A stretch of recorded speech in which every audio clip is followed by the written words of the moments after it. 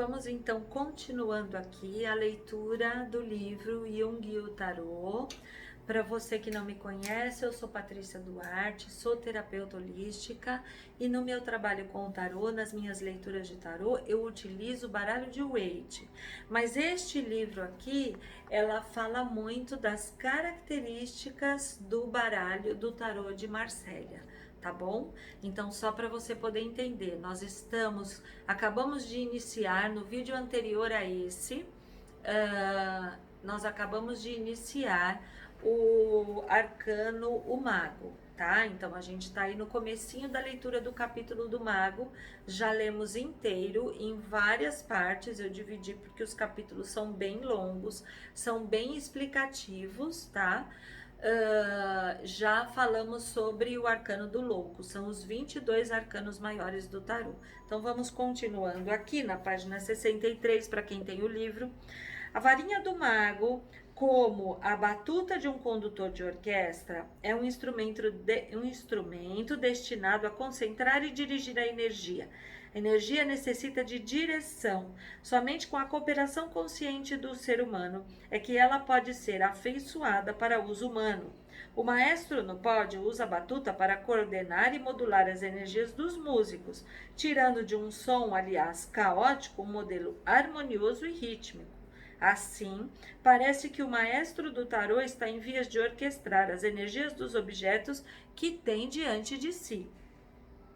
Segura a varinha com a mão esquerda, indicando que o seu poder não é o resultado do intelecto e do treinamento, mas um dom natural e inconsciente. Tudo tem um significado e uma simbologia. Muitas vezes os magos se valem do próprio dedo indicador como de uma varinha mágica para chamar a atenção e concentrar energia. Já viram em algum filme que tivesse um mágico que ele faz assim, ou ele aponta assim? Então aquilo tem a simbologia da varinha dele, tá? Uma das mais belas representações pictóricas disso é a conhecida criação de Michelangelo no teto da Capela Sistina. Nessa pintura, o dedo indicador do Mago Supremo, semelhante a um falo, transmite a força de vida criativa à mão de Adão. Podemos sentir o fluir amoroso da energia inseminadora que passa da mão de Deus para a de Adão e através dele para todas as criaturas de Deus. Falamos da natureza ambígua do mago, de como, de um lado, ele pode pôr-nos em contato com o grande círculo da unidade e de como, de outro, pode nos ajudar a separar os elementos para exame. Quer um ser exerça funções tão diversas e aparentemente tão antiéticas, parece que, que um ser exerça funções tão diversas e aparentemente tão antiéticas parece mágico, mas que as exerça ao mesmo tempo parece um milagre de proporções inacreditáveis. Numa ilustração feita por Goltzius para as metamorfoses de Ovídio, ela coloca aqui, eu vou mostrar para vocês, mas vocês também podem procurar no Google a imagem das metamorfoses de Ovídio. E aí vocês vão poder ver um colorido, vão poder ver os detalhes, tá? Então seria até interessante vocês darem uma pausa aqui no vídeo, pesquisarem a imagem, deixarem a imagem aí pertinho de vocês para vocês continuarem ouvindo aqui. Vemos o grande mago em pessoa operando realmente esse milagre. O quadro se chama Separação dos Elementos, então procurem também por Separação dos Elementos. Mas é inegável que essa atividade não destrói de modo algum a inteireza do grande círculo. Pelo contrário, é como se a sua verdadeira essência agora se apresentasse pela primeira vez plenamente revelada. O nosso mago interior realiza o mesmo tipo de mágica, ajudando-nos a examinar e discriminar os elementos de nossos mundos internos, de maneira que revele, ao invés de destruir, sua unidade essencial. Visto que essa é uma tarefa iniciada e exemplificada pelo Criador, convém examinar mais uma vez a dramatização que dela fez Goltzius, para que possamos compreender o que está acontecendo aqui. Nessa gravura, a separação dos elementos, Deus, ou a natureza mais bondosa, como ele chamou o vídeo, parece estar inteiramente absorto em sua dança da revelação. Ao que tudo indica, a separação dos elementos é uma operação difícil, até para o Criador. Requer, evidentemente, perfeita concentração. Às vezes parece um negócio pegajoso, cheio de truques, meio parecido como chupar uma bala puxa-puxa. De outras vezes, mais parece a dança dos véus, que envolvesse uma destreza sobre-humana e perfeita regulação do tempo. O problema pode ser como rasgar os véus que escondem a realidade central, sem nos esquecermos nas pompas externas e sem nos deixarmos asfixiar por elas. Que apaixonada intensidade requer essa dança de derviches, por cujo intermédio se revela uma nova unidade e um novo mundo dado à luz. Eu gostaria que vocês pesquisassem também sobre a dança dos derviches na internet. Aqui no YouTube, inclusive, deve ter vídeos, tá? Mostrando para vocês o que é a dança dos derviches, tá? Os derviches eram monges, são monges sufis, ali da região da Turquia, onde eles fazem uma dança, e essa dança dizem que faz com que eles se conectem ao absoluto, ao ser supremo, a Deus, todo criador, todo poderoso, quem quer que vocês queiram, que nome que vocês queiram dar.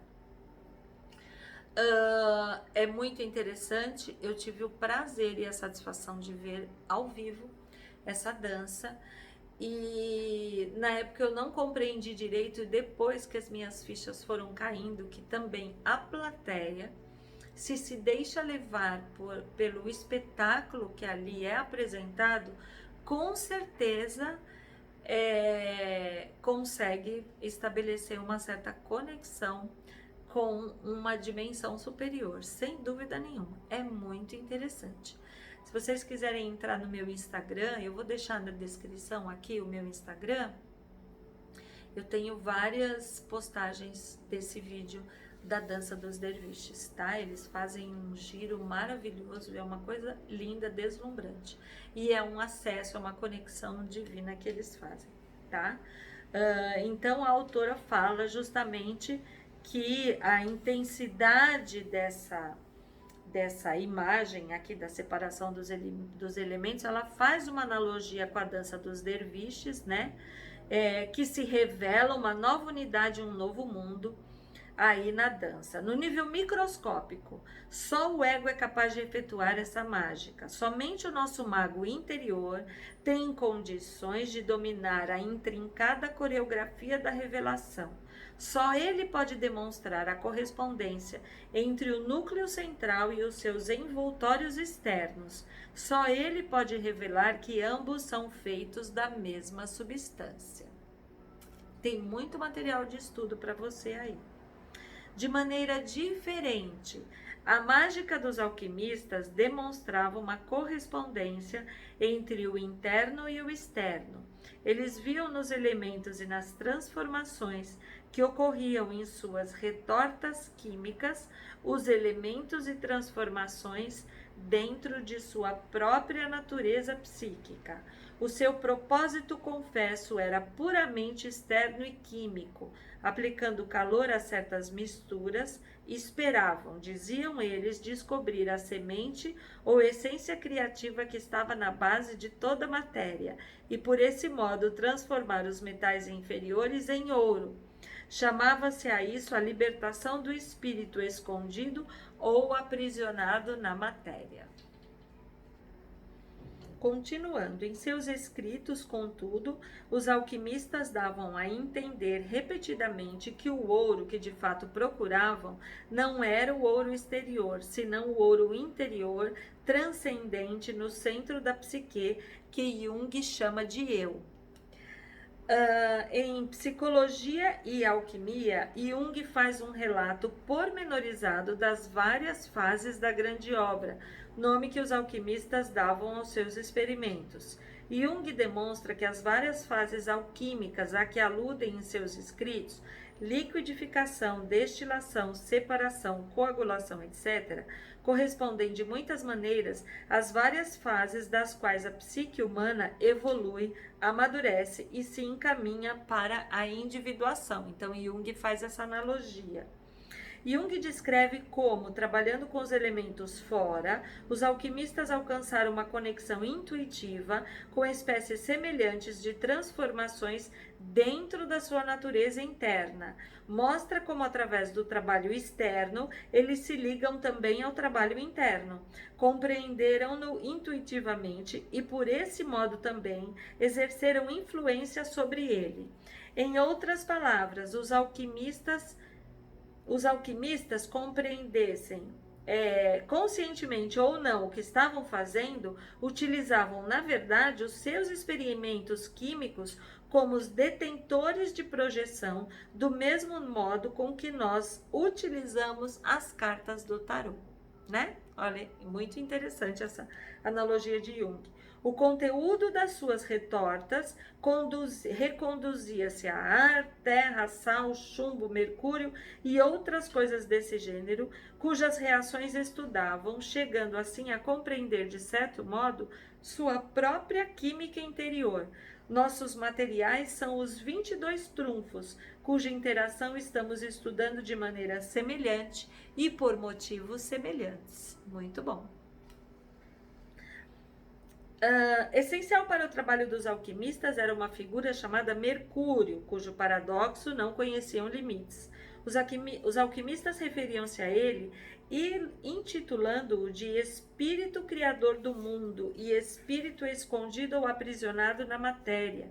Alcunhavam-no também de substância transformadora e, ao mesmo tempo, de espírito que habita em todas as criaturas vivas. Em suma, Mercúrio era não só o transformador, mas também o elemento que precisava ser libertado e transformado.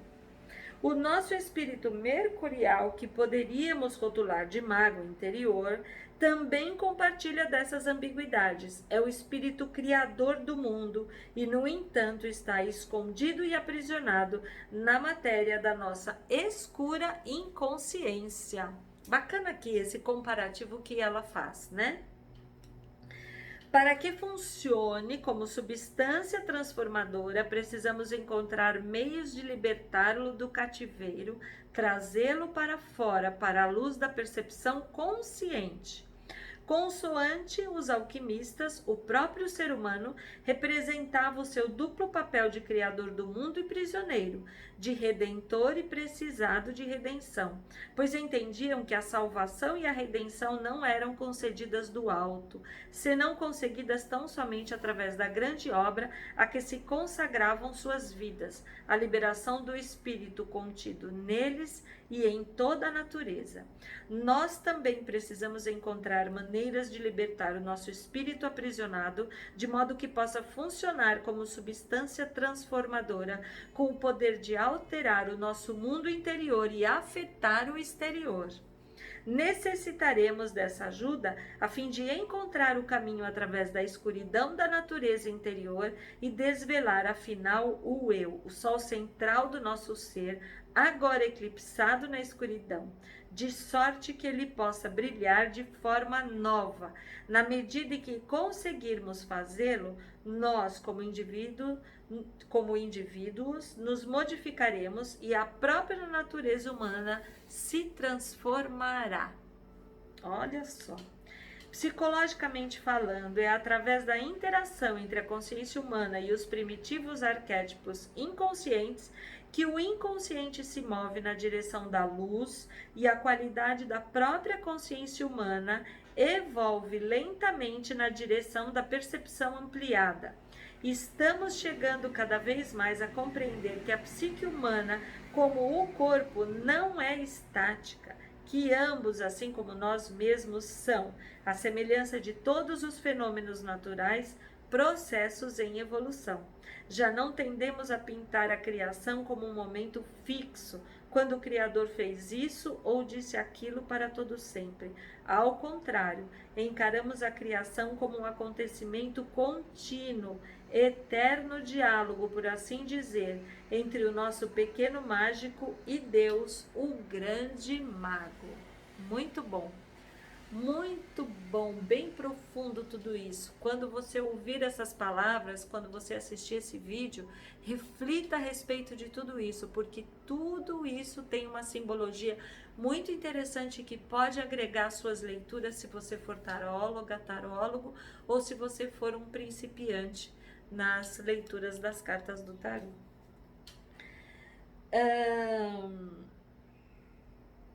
Artistas, eu vou terminar essa página e aí a gente vai encerrar aqui esse vídeo, tá? Artistas de todas as épocas tentaram retratar a criação. Já discutimos diversas dessas representações pictóricas. Nenhuma, porém, capta tão bem a essência da criação como um processo em que estão envolvidos assim o Criador com o criado, quanto à escultura de Rodin intitulada A Mão de Deus na figura 15. Eu vou mostrar para vocês. Nesse estudo maravilhoso, vemos Adão e Eva abraçados, embalados e abrigados na mão sustentada do Todo-Poderoso. Aqui as figuras humanas realmente parecem estar envolvendo da substância da mão do Criador de tal modo que o humano e o sobre-humano juntos formam um todo supremo. Nessa imagem, o milagre da criação não é apresentado como fait accompli, ato levado a cabo unicamente pelo grande mago. Em vez disso, Criador e criado igualmente estão envolvidos juntos no ato de vir a ser. São co-criadores num processo que a ambos transcende. Olha aqui, essa é a figura, a mão de Deus de Rodin, que ela fala. Também procurem no Google, procurem na internet, tá? Porque aqui no livro assim não fica tão legal de ver, né? Mas se vocês procurarem no Google, com certeza vocês vão encontrar aí essa escultura também. O mago do baralho de Marsella, com seu colorido elétrico e o seu chapéu em forma de lemniscata, simboliza o processo. O sentimento de deveniridade também se reflete no simbolismo do número do mago, que é 1. O número 1 é simbólico do Yang, ou poder masculino. Leve, brilhante, ativo, penetrante, está associado ao céu e ao espírito. Entretanto, apesar de toda sua aparente sinceridade, esse número tem ambiguidades ocultas, pois o seu próprio conceito supõe outro. A ideia de um só pode ser experimentada em relação, pelo menos, com um outro. Disse que o número 1 representa a consciência do ser humano, porque o ser humano mantém-se ereto, ligando o céu à terra. Mas a consciência também supõe uma dualidade, observador e observado. É como se, escondido na costela do nosso mago, já estivesse contido o princípio feminino, cujo número é 2. Como o peixe branco Yang do símbolo do Tai Chi, traz os olhos escuros do seu equivalente. Assim, engastado no espírito puro do mago, está em ponto preto de ambivalência feminina. Então, a gente para por aqui, deixa eu ver qual é a página. Terminamos a página 66 e vamos para a página 68 no próximo vídeo. Estamos falando do capítulo do mago, através deste livro aqui, Jung e o Tarô, e é uma leitura que eu recomendo muito para você, como forma de expansão de consciência, autoconhecimento, a jornada do louco, a jornada do herói, que foi tão bem descrita em livro também. Se você é taróloga, tarólogo, se você apenas é um amante de livros, e de repente você pode ouvir apenas os áudios desses vídeos, às vezes no trânsito, alguma coisa assim, em algum momento que você não possa parar, abrir o livro e ler, tá certo? Então até já já com mais uma parte do capítulo que estamos lendo sobre o Mago do Tarô.